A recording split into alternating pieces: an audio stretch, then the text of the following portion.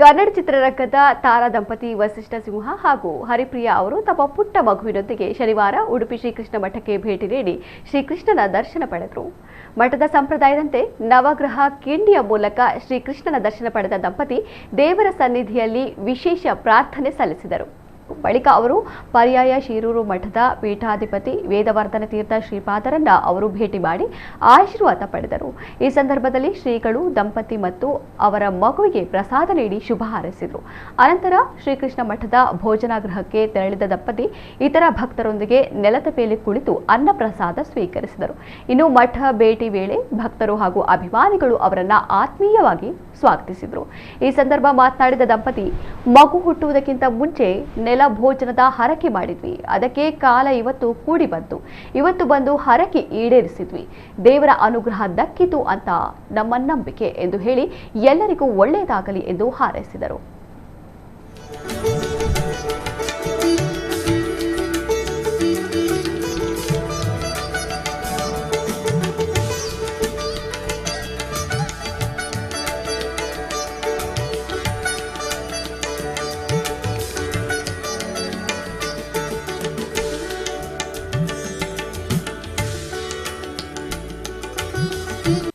ಇವತ್ತು ಅಂದರೆ ಬಹಳ ಗ್ಯಾಪ್ನ ನಂತರ ಅಂದರೆ ಹತ್ತತ್ರ 1.5 ವರ್ಷದ ನಂತರ ಮತ್ತೆ ಉಡುಪಿ ಮಠಕ್ಕೆ ಬರುವಂಥದ್ದಾಯಿತು.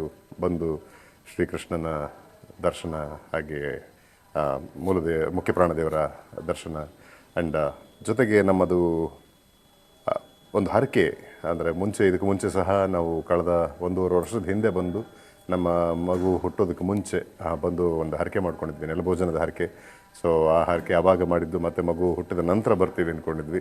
ಆ್ಯಂಡ್ ಕಾಲ ಇವತ್ತು ಕೂಡಿ ಬಂತು. ಇವತ್ತು ಬಂದು ನಮ್ಮ ನೆಲಭೋಜನದ ಹರಕೆಯನ್ನು ಈಡೇರಿಸಿದ್ದೀವಿ. ಆ್ಯಂಡ್ ದೇವರ ಅನುಗ್ರಹ, ದೇವರ ದರ್ಶನ ನಮಗೆ ದಕ್ಕಿತ್ತು ಅಂತ ನಮ್ಮ ನಂಬಿಕೆ.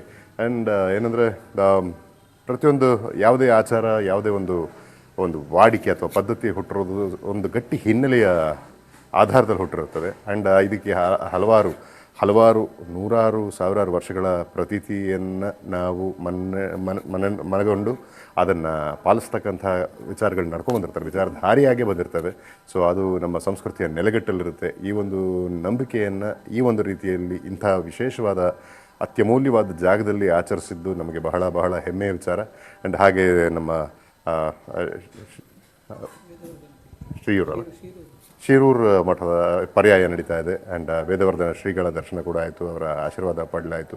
ಬಹಳ ಅಂದರೆ ಕೃತಜ್ಞತೆಗಳನ್ನ ಬಿಟ್ಟು ಬೇರೇನು ಹೇಳೋಕ್ಕಾಗಲ್ಲ. ದೇವರಿಗಾಗಲಿ, ಗುರುಗಳಿಗಾಗಲಿ, ಆ್ಯಂಡ್ ಇಲ್ಲಿ ಇಷ್ಟು ಸ್ವಚ್ಛಂದವಾಗಿ ನಡೆಸ್ಕೊಂಡಂಥ ಈ ಒಂದು ಟೋಟಲ್ ಮ್ಯಾನೇಜ್ಮೆಂಟ್ಗಾಗಲಿ ಬಹಳ ಋಣಿ ಹಾಗೂ ಆಭಾರಿ ನಾವುಗಳು. ತುಂಬಾ ಖುಷಿ ಆಗುತ್ತೆ. ಪ್ರತಿ ಸಲ ತುಂಬ ವರ್ಷಗಳಿಂದ ಬರ್ತಿದ್ದೀನಿ ನಾನು ಕೃಷ್ಣ ಮಠಕ್ಕೆ. ಬಂದಾಗ ಎಲ್ಲನೂ ನೆಮ್ಮದಿ ಸಿಗುತ್ತೆ, ತುಂಬಾ ಖುಷಿ ಆಗುತ್ತೆ. ಮದುವೆ ಆದಮೇಲೆ ನಾವಿಬ್ಬರು ಒಟ್ಟಿಗೆ ಬಂದಿದ್ವಿ. ಮೊದಲನೇ ಸರಿ ನಮ್ಮ ಮಗನ ಕರ್ಕೊಂಬಂದಿದ್ದೀವಿ. ಕೃಷ್ಣನಿಗೆ ನಮ್ಮ ಮಗನ ತೋರಿಸಿದ್ವಿ. ಆ್ಯಂಡ್ ಕೃಷ್ಣನ ನಮ್ಮ ಮಗನೂ ನೋಡಿ ಕೈ ಮುಗ್ದ. ತುಂಬಾ ಖುಷಿ ಆಯಿತು. ಆ್ಯಂಡ್ ಗುರುಗಳ ಆಶೀರ್ವಾದ ಕೂಡ ನಮ್ಮ 3 ಜನಕ್ಕೂ ಸಿಕ್ತು. ಆ್ಯಂಡ್ ನಾವು ತುಂಬ ಪುಣ್ಯ ಮಾಡಿದ್ದೀವಿ ಅಂತ ಹೇಳ್ಬೋದು. ಆ್ಯಂಡ್ ನೆಲಭೋಜನ ಕೂಡ ಮಾಡಿದ್ವಿ. ತುಂಬಾ ಖುಷಿ ಆಯಿತು. ದೇವರ ಆಶೀರ್ವಾದ ಎಲ್ಲರ ಮೇಲೂ ಇರಲಿ ಅಂತ ನಾನು ಬೇಡ್ಕೋತೀನಿ.